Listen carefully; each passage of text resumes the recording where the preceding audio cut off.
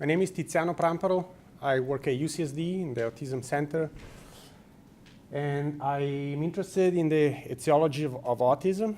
In particular, I'm interested in understanding what are the biological processes that are disrupted during development, independently on the mechanism. So this talk is not going to be about the genetics of autism per se. I'm actually talking about how to model an environmental risk factor for autism during development, and we try to understand how this affects brain development and how this is relevant to autism.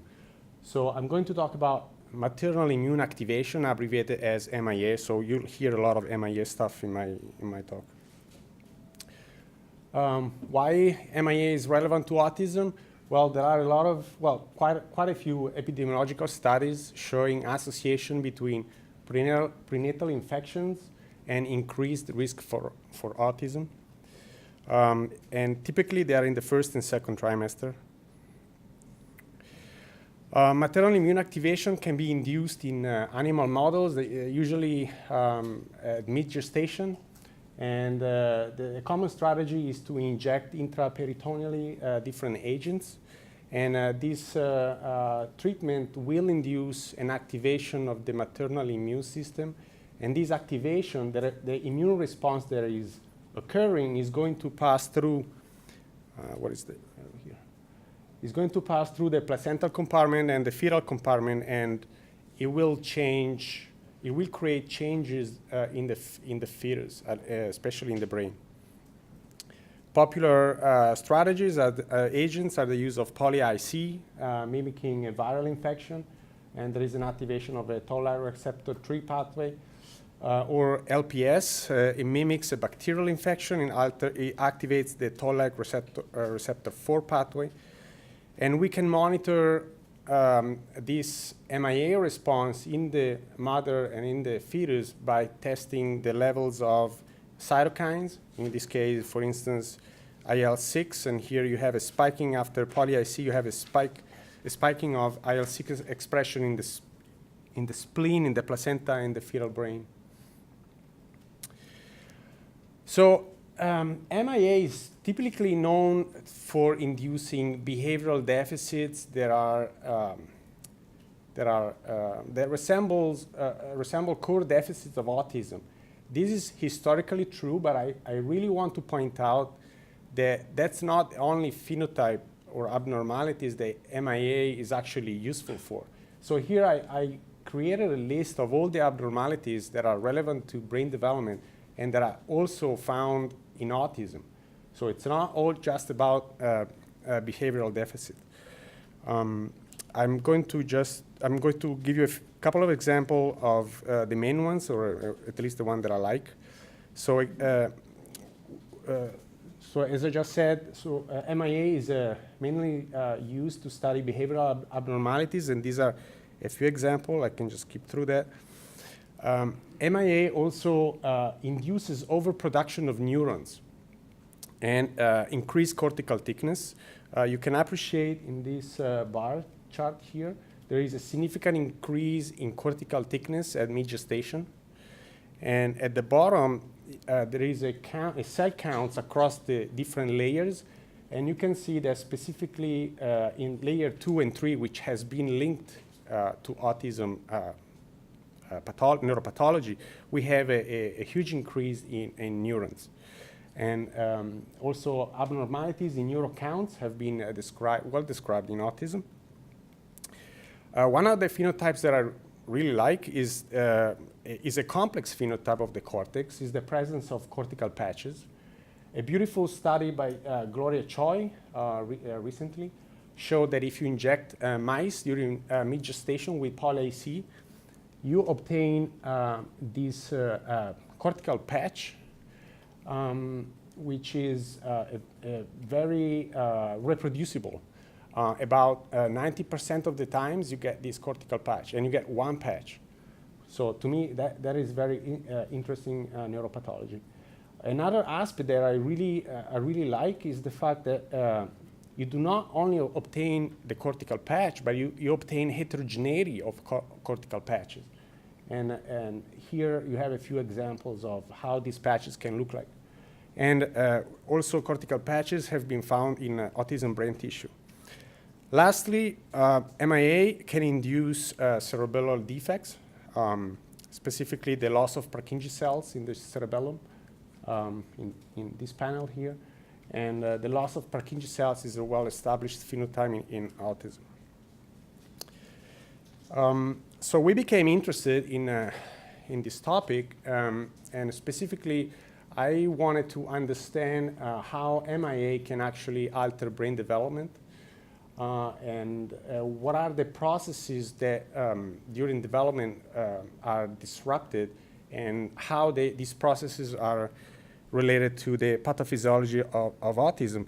And key to this project was this publication from Osvik and colleagues in 2012, because they induced MIA using LPS in rats. And here, just a quick panel to show the response of IL-6. And they did preliminary analysis of gene expression changes 4 hours after the treatment. And when I started looking at this table, I realized that there was potential overlap with the genes and pathways that we find dysregulated in autism. And we find this dysregulation not only in brain tissue, but also in blood. So then we wanted to basically answer this question. So to which extent the MIA-induced gene expression changes involve known genetic risk factors for autism, and how these changes can model the dysregulated signals that we find in the brain of autism. The first goal of this study was very simple. So we wanted to compare the differentially expressed genes in the MIA data set from Osvik, and to see if there was any enrichment with the known genetic risk factors for autism, so mainly genes that are frequently found with mutations in, from large genomic exomic studies. So we first identified the differentially expressed genes from the MIA dataset. And so we found downregulated genes are represented by the blue arrow, and they involve mainly processes that are they have functions during early development, such as the Wnt signaling, neurogenesis, hedgehog signaling, but also late development, so axonal guidance and synaptogenesis. For the upregulated genes, we have activation or upregulation of protein synthesis, and activation of processes that regulate cell number and cell integrity. So we have cell cycle and DNA damage. So as I said, we wanted to know how these differentially expressed genes are enriched for ASD-associated genes. And much to our surprise, we found that the downregulated genes were highly enriched for many of the categories that we use to group ASD-associated genes. So we used likely gene disrupting mutations, missense mutations, and the Safari categories. So high confidence, syndromic, strong evidence, suggestive evidence, and minimal evidence. And the x-axis here is the odds ratio. The asterisk is the hypergeometric distribution, so we know that these enrichments are not given by chance. And you can appreciate that there is, most of these categories are highly enriched in MIA. So MIA induces changes in gene expression for genes that are involved in autism. And I think it's interesting also to notice that here the gradient of enrichment follows the strength of evidence that we know from the hand curated annotation from the Safari website. So we also thought to not only look at the gene per se, the ASD-associated gene per se, but we also wanted to know whether MIA-induced changes affected the downstream genes of these, high confidence genes of autism. So we focused on two genes, the FMR1 and CHD8 genes. And we used available targets that are publicly available to test this enrichment. And as you can see quite clearly, both downregulated and upregulated MIA genes are significantly enriched also for the downstream targets. So all I'm trying to say here, this is my first take-home message, is that there is convergence of genetic effects into the same genes and same pathways.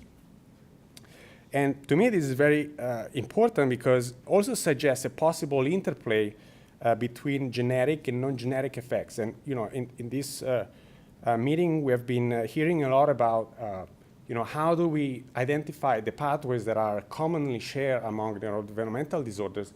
Well, I think this is also an important point, that we don't necessarily need to focus only on the genetic approach, but also take into consideration what the other mechanisms might be.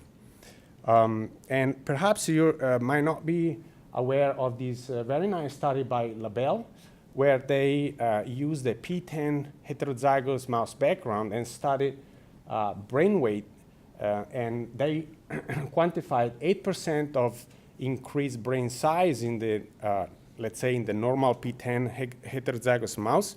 But when they combined a maternal immune activation model, they obtained a whopping 44% increase in brain size. So clear evidence of gene by-environment interaction.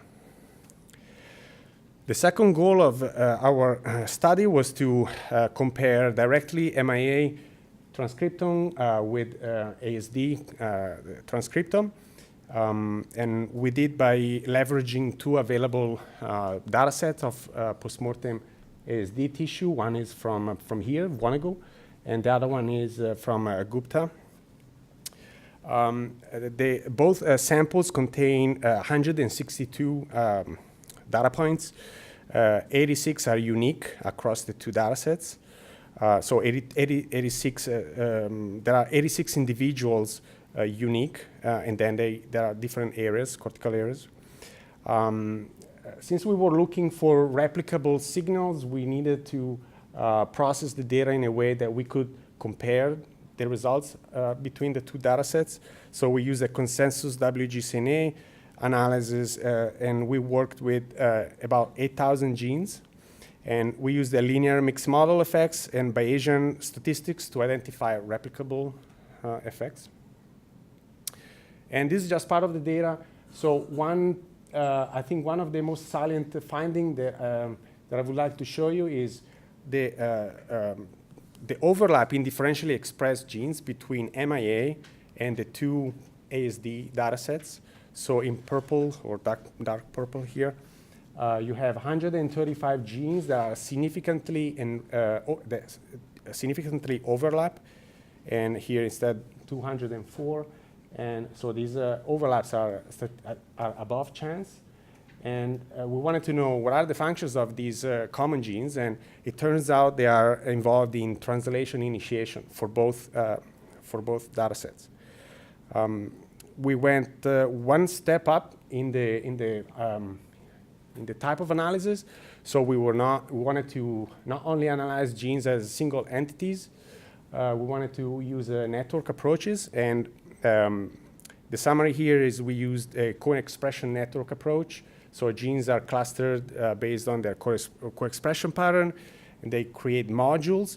Then we were interested in looking at modules that are differentially expressed between autism and controls. And also we wanted to know which ones of these differentially expressed modules are preserved in MIA cortices. So this is a key point.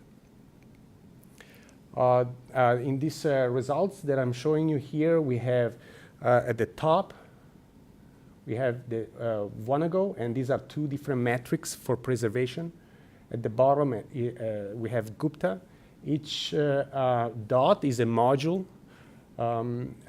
We have 10 modules that are colored, and it's because they are differentially expressed. And the one with the number next to it, it's because they are statistically preserved in MIA. And you can see that the results are fundamentally identical between the two data sets. And so we were obviously interested in in the M25 here because it's the module that showed the highest preservation between ASD and MIA.